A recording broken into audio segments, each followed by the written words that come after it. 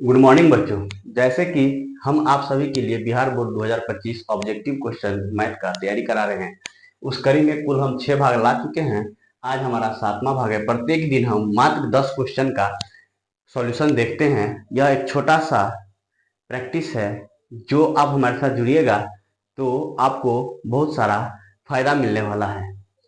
उम्मीद करते हैं कि यह सीरीज आप लोगों को पसंद आता होगा। अगर आता है तो प्लीज हमारे चैनल को लाइक कीजिए, सब्सक्राइब कीजिए और प्यारा सा कमेंट दीजिए। आइए हम क्वेश्चन पर चलते हैं और प्रश्न को देखते हैं। किसी घनाभ के 3 संलग्न फलकों का क्षेत्रफल क्रमशः ए बी सी है तो घनाभ का आयतन होगा। क्या पूछ रहा है बाबू? आयतन। आयतन आप लोग पढ़े होइएगा। आयतन क्या होता है कि देखिए यह एक क्या है तो आपका घनाभ है। क्या है? घनाभ है। ठीक है, देखिए हम घनाभ को बना रहे हैं। तो यह क्या है? आपका घनाभ है। ठीक है, घनाभ में क्या होता है? 3 गो भुजा होता है, किनारा होता है। यह होता है आपको एल, यह होता है बी और यह होता है एच। होता है ना? तो कुल देखिए यहाँ पर कितना सतह है। देखिए ई एगो सतह है ना बाबू? देखिए ई एगो सतह यहाँ दिख रहा है आपको? कहिए हाँ। एगो देखिए ई वाला सतह दिख रहा है, ई वाला सतह जिसमें ई एच है और ई एल है ना? यह देखिए यह बी है और यह क्या है? एच है। और एक देखिए ये वाला, देखिए ये वाला,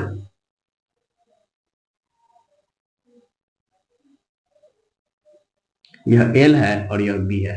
तो कह रहा है किसी घनाभ के 3 संलग्न फलकों का क्षेत्रफल दिया है। बताइए, यह एक हमेशा आयत होता है। क्या होता है? रेक्टेंगल होता है। और रेक्टेंगल का क्षेत्रफल क्या होता है? बी गुने एच। इसका क्या होगा? अगर दो भुजा है तो एल गुने एच, इसका क्या होगा? एल गुने बी होगा। कह रहा है यह तीनों का क्या दिया हुआ है? इसका क्षेत्रफल ए है, इसका क्षेत्रफल बी है और इसका क्षेत्रफल सी है। तो आपसे पूछ रहा है क्या? तो आपसे यह पूछ रहा है कि घनाभ का आयतन क्या होगा। क्या होगा घनाभ का आयतन?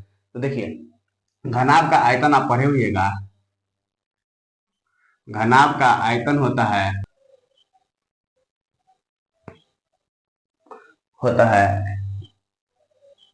एल गुने बी गुने एच होता है। क्या होता है? एल गुने बी गुने एच होता है। तो देखिए इसका एल क्या है? एल ये हो गया, बी ये हो गया और एच ये हो गया। और यह दिया हुआ क्या है? फलक दिया हुआ है। क्या दिया हुआ है? यह फलक दिया हुआ है। ठीक है, आप देखिए अगर इसका फलक हमको दे दिया है, मतलब इतना दे दिया है और इतना दे दिया है और यह भी दे दिया है, और तब हमसे क्षेत्रफल पूछे, तब आप यह वाला सूत्र नहीं लगाएंगे। आप डायरेक्ट क्या लिखेंगे? फलकों का गुणनफल क्या होता है? घनाभ हो जाता है। तो क्या हो जाएगा? डायरेक्ट इसका फॉर्मूला हो जाएगा ए गुने बी गुने सी। यह क्या हो जाएगा? फलकों का गुणनफल। देखिए यह फलक एक हो गया, यह फलक दो हो गया और यह फलक तीन है। तो इसका ए दिया है, इसका बी दिया है और इसका सी दिया है। तो यह क्या हो जाएगा? A B C. उम्मीद करते हैं यह क्वेश्चन को आप समझे होइएगा। आइए हम क्वेश्चन नंबर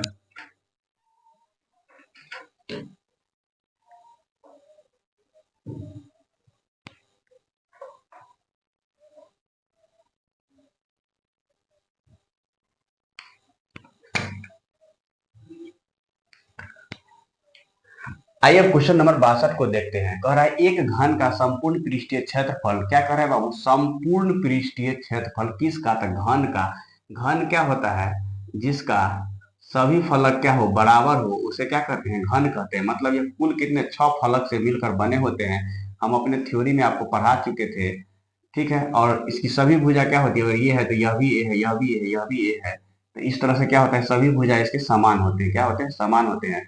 तो संपूर्ण पृष्ठ क्षेत्रफल क्या हो जाता है? इसका हो जाएगा भुजा स्क्वायर, यह भी हो जाएगा भुजा स्क्वायर, यह भी भुजा स्क्वायर और यह भी भुजा स्क्वायर, यह भी भुजा स्क्वायर। तो यह हो जाता है 6 गुने भुजा स्क्वायर संपूर्ण पृष्ठ का क्षेत्रफल। तो वह आपको कितना दे दिया है? 216 दे दिया है। क्या दे दिया है? तो ये भुजा का मान हमको सिर्फ ज्ञात करना है। क्या करना है? ज्ञात करना है। और फिर कह रहा है इसका आयतन क्या होगा। तो फिर आयतन का हम फॉर्मूला लगा देंगे। तो देखिए इसमें क्या होता है? 6 गुने ए स्क्वायर बराबर का मान आपको दिया गया है क्या?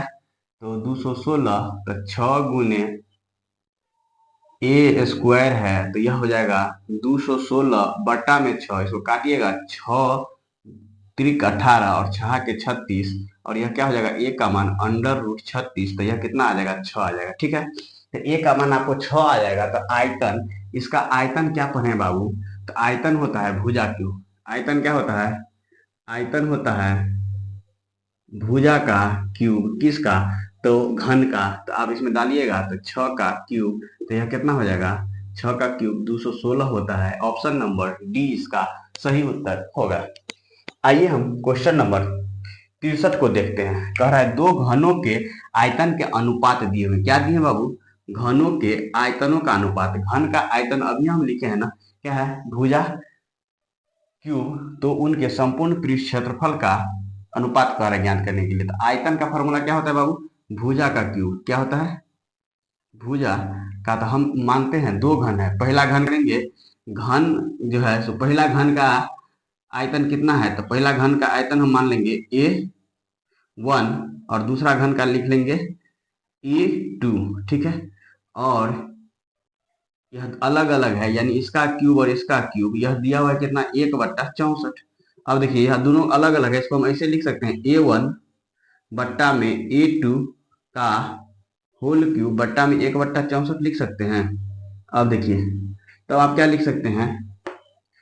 यहाँ पे देखिए A1 बट्टा में A2 बराबर लिख सकते हैं अंडर रूट, यह इस साइड है तो यह इस साइड जाएगा तो क्या हो जाएगा बाबू? घात अंडर रूट 3 हो जाएगा 1/64। अब देखिए बाबू इसका क्या होगा? A1 बट्टा A2 बराबर क्या होगा? 1/4 आ जाएगा। 4 चौका 16 चौका 64। तो आपको क्या अनुपात आ गया? A1 अनुपात A2 क्या हो गया? 1/4। ऑप्शन नंबर ए देखिए इसका सही है। क्या है? ये सही है। ठीक है। उम्मीद करते हैं यह क्वेश्चन को आप समझे होइएगा। आइए क्वेश्चन नंबर 64 पर चलते हैं। कह रहा है दो वृत्तीय बेलन जिसकी आयतन समान हो एवं उनकी ऊंचाइयों का अनुपात 1/2 हो तो त्रिज्या का अनुपात होगा। अब बाबू दो तो बेलन जिसका आयतन कह रहा है समान है। आयतन क्या होता है बाबू? पाई आर स्क्वायर गुने एच होता है बेलन का आयतन। तो इसका मान लेंगे R1 और इसको मान लेंगे H1, क्योंकि दो आयतन है और दोनों का रहा है समान है। तो पाई R2 स्क्वायर इंटू H2 है। आयतन समान है, उनकी ऊंचाइयों का अनुपात दिया हुआ है। अनुपात क्या दिया हुआ है? H1 अपॉन के H2 दिया हुआ है 1/2 है। तो हमको कह रहा है R1 और R2 का अनुपात ज्ञात करने के लिए। तो देखिए मान पुट कीजिए, पाई गुने R1 का स्क्वायर गुने H1 का मान 1 बराबर पाई गुने R2 का स्क्वायर गुने H2 का मान 2 है। तो पाई से पाई कट गया और R1 स्क्वायर अपॉन के R2 स्क्वायर बराबर देखिए यह 2 है, उसके नीचे में 1 आ गया। अब बताइए R1 अपॉन के R2 लिख दें, इसका होल स्क्वायर कर दें तो 2 अपॉन के 1 हो गया।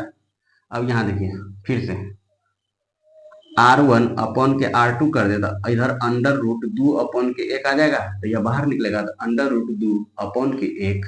तो यह क्या हो जाएगा बाबू आपका? Under root 2 ratio 1। Option number B देखिए यही आपका सही उत्तर है। आइए हम क्वेश्चन को आगे देखते हैं। आइए बच्चों 65 नंबर प्रश्न को देखते हैं। क्या कह रहा है कि एक बेलन का वक्र पृष्ठ क्षेत्रफल 1760 सेंटीमीटर एवं इसके आधार का व्यास कितना दिया है बाबू? 28 सेंटीमीटर। तो इसका ऊंचाई होगा। क्या पूछ रहा है? बेलन का वक्र पृष्ठ क्षेत्रफल दिया हुआ है। वक्र पृष्ठ क्षेत्रफल क्या होता है बाबू? अगर मान लीजिए, देखिए गौर से देखिए, समझिए बात क्या है, बेलन को समझिए क्या है। यह बेलन है ना? इसका वक्र पृष्ठ क्षेत्रफल कह रहा है, मतलब यह वाला भाग नहीं, यह वाला भाग नहीं, खाली यह जो बेलन है, यह जो घिरा हुआ है चारों साइड से, इसी का भाग पूछ रहा है। क्या पूछ रहा है? वक्र पृष्ठ क्षेत्रफल। तो वक्र पृष्ठ क्षेत्रफल कैसे निकालते हैं? तो इसका परिमाप निकालते हैं, परिधि निकालते हैं और उसको एस से मल्टीप्लाई कर देते हैं। यह क्या है? वृत्त है। वृत्त का परिधि कितना होता है बताइए, जल्दी बताइए। वृत्त का परिधि क्या होता है? 2πr। क्या होता है? तो 2πr और गुने क्या कर देंगे? एच कर देंगे। तो कह रहा है एक बेलन का वक्र पृष्ठ क्षेत्रफल दिया हुआ है। कितना दिया हुआ है बाबू? तो 1760 दिया हुआ है। यहाँ आर का मान हम निकाल चुके हैं। तो 2 गुने 22/7 गुने 28/2 गुने एच का मान कितना है बाबू? तो निकालना है बराबर 1760। अब देखिए 11 दूनी 22, 11 एक 11, 11 छठे 66 और ये कट जाएगा। 7 से कट जाएगा 4 मरतबे, 4 से कट जाएगा 4 चौका तो 40 मरतबे। ठीक है। यह 2 से यह 2 कट जाएगा और यह 2 से यह कट जाएगा। तो एच का मान कितना हो जाएगा? 20 सेंटीमीटर। ऑप्शन नंबर सी आपका सही आंसर होगा। उम्मीद करते हैं बाबू यह प्रश्न आपको समझ में आएगा, क्योंकि सिर्फ बेलन के फॉर्मूला पे ही ये पूरे प्रश्न थे। अब आगे जो प्रश्न है देखिए कह रहा है क्या, गौर से देखिए, यदि केंद्र ओ वाली त्रिज्या त्रिज्या आर वाले वृत्त जिसमें कोण एओबी, देखिए क्या कह रहा है, यहाँ है, यह ओ है, क्या है, और ये क्या है, ए है, और ये बी है। तो इस चाप की लंबाई ज्ञात करने के लिए कह रहा है। तो यह पूरा क्या होता है बाबू, 2 पाई आर होता है पूरा चाप, ठीक है। और इतना ही दूर का कह रहा है, तो क्या लिखते हैं, थीटा बटा 360 डिग्री। ऑप्शन में कहीं देखिए दिख रहा है question number 2 pi r theta बटा, यहाँ आर बड़ा वाला है इसलिए बड़ा वाला, तो यह ऑप्शन सही हो जाएगा। फॉर्मूला है, बेसिक फॉर्मूला है जो आपको आता होगा। क्वेश्चन नंबर कह रहा है 67 में, यह भी फॉर्मूला है, यदि किसी शंकु की तिर्यक ऊंचाई एल है, क्या है, एल है, तथा आधार का त्रिज्या आर है, तो शंकु का संपूर्ण पृष्ठ क्षेत्रफल, शंकु क्या होता है बाबू, इस तरह से होता है, देखिए गौर से होता है। तो संपूर्ण पृष्ठ क्षेत्रफल में यह वाला क्षेत्रफल और यह वाला क्षेत्रफल, यह पूरे क्षेत्रफल चाहिए। तो यह वाला क्षेत्रफल क्या होता है, यह गोला वाला क्षेत्रफल क्या होता है, पाई आर स्क्वायर, और ये वाला क्या होता है, ये शंकु वाला क्या होता है, पाई आर एल होता है। इसी को जोड़िएगा तब pi R square plus pi R, option number B आपको देखने को मिलेगा। गोला के आयतनों का अनुपात 125:27 है, तो इसके पृष्ठीय क्षेत्रफल का अनुपात पूछ रहा है। मतलब क्या कह रहा है, तो गोला का आयतन दिया हुआ है, गोला का आयतन होता है 4/3 पाई आर एस क्यूब होता है ना आयतन। अब देखिए, यह यदि गोलों के आयतन का अनुपात, मतलब आयतन का अनुपात दे रहा है, तो क्या गोला होगा, दो गोल है, तो इसको हम R1 मान लेते हैं, और इसको मान लेते हैं 4/3 पाई R2 का क्यूब बराबर दिया है 125/27। इससे यह कट जाएगा, वो पाई से पाई कट जाएगा। इसको आप लिखिएगा R1/R2 का होल क्यूब बराबर 125/27। इसको आप लिखिएगा तो आप लिख सकते हैं R1/R2 बराबर अंडर रूट 125/27, जो निकल के 5 में 3 आ जाएगा। तो R1/R2 का मान आपको निकल के आ गया। अब पृष्ठीय क्षेत्रफल क्या होता है बाबू, तो पृष्ठीय क्षेत्रफल होता है, गोला का पृष्ठीय क्षेत्रफल होता है 4 पाई R square.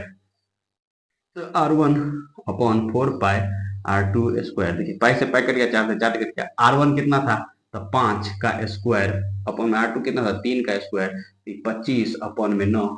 Option number B आपका सही हो जाएगा, ठीक है। आइए हम बचे हुए दो क्वेश्चन को देखते हैं। आइए बाबू क्वेश्चन नंबर 59 को देखते हैं। कहा है 8 सेंटीमीटर त्रिज्या वाले गोले को पिघलाकर एक 32 सेंटीमीटर ऊंचाई वाले शंकु के रूप में लाया जाता है। शंकु का आधार कह रहा है, ठीक है।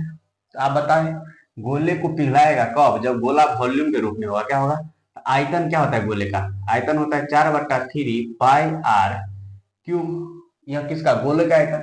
अब पिघलाकर क्या कर दिया जाता है बाबू, शंकु बनाया जाता है। शंकु का आयतन क्या होता है बाबू, तो शंकु का आयतन होता है 1/3 पाई आर स्क्वायर इंटू एच, यही होता है। इसके रूप में लाया जाता है। तो शंकु के आधार का त्रिज्या यही ना हो गया बाबू, और गोले का त्रिज्या यहाँ दिया हुआ है, गोले का त्रिज्या 8 दिया हुआ है, और शंकु के आधार का त्रिज्या निकालना है, यह निकालना है। तो आप इसको मान लीजिएगा 1 और इसको 2, तो R2 बराबर आपसे पूछ रहा है क्या होगा। तो आपको कुछ नहीं करना है, तो ये 3 से यह 3 काट दीजिए, पाई से यह पाई काट दीजिए, और 4 गुने आर का मान रखिए, तो 8 गुने 8 बराबर आप रखिएगा इधर, तो R2 का स्क्वायर गुने H क्या दिया हुआ है, पिघला कर एक 32 सेंटीमीटर ऊंचाई वाले, तो 32, देखिए 8 चौक 32, 4 से 4 काट दीजिए, तो R2 स्क्वायर बराबर 8 गुने 8, R2 बराबर अंडर रूट 8 गुने 8 बराबर 8। R2 का मान कितना हो गया, 8। R2 क्या माने थे, तो माने थे शंकु का क्या था, शंकु का क्या था, शंकु का आपको क्या लिए थे, त्रिज्या लिए थे आधार का। तो यह R बराबर 8 हो जाएगा आंसर आपका। उम्मीद करते हैं क्वेश्चन को आप समझे होइएगा। आइए आज के लास्ट क्वेश्चन को देखते हैं। यदि गोले की का पृष्ठीय क्षेत्रफल कितना है, इतना है, गोले का पृष्ठीय क्षेत्रफल, गोले का पृष्ठीय क्षेत्रफल क्या होता है बाबू, तो 4 पाई R स्क्वायर यही होता है। तो गोले का व्यास क्या होगा, अब आपसे व्यास मांग रहा है, तो यह कितना दिया हुआ है, एक इतना दिया हुआ है, आपको यह व्यास मांग रहा है। तो अगर आर निकाल लेंगे, तो आर बराबर 2R बराबर क्या होता है, व्यास होता है। तो हमको आर ज्ञात करना है, तो आर ज्ञात करने के लिए हम लिखेंगे 4 गुने 22/7 गुने आर स्क्वायर बराबर 16161। अब देखिए 11 से काटिए, 11 दूनी 11 पंचे 60, 11 छक्के 66। और देखिए 8 से काटिए, 4 से काटिएगा तो 4, एक 4 चौका 16, और इससे काटिएगा तो 2 सत्य, और आर स्क्वायर बराबर हो जाएगा, देखिए यह 7 है तो 7, और इधर से यह 7 जाएगा तो गुने 7, तो आर बराबर अंडर रूट 7 गुने 7, जिसका मान आ जाएगा आपको 7। यह आपका आंसर हो जाएगा। तो गोले का व्यास कह रहा है, तो व्यास बराबर क्या होगा, व्यास बराबर हो जाएगा 2 गुने 7 बराबर 14 सेंटीमीटर। उम्मीद करते हैं आपको यह छोटा सा सेशन जरूर पसंद आएगा। आपको अगर यह सेशन पसंद आया है तो प्लीज हमारे चैनल को लाइक कीजिए, सब्सक्राइब कीजिए और प्यारा सा कमेंट दीजिए। धन्यवाद।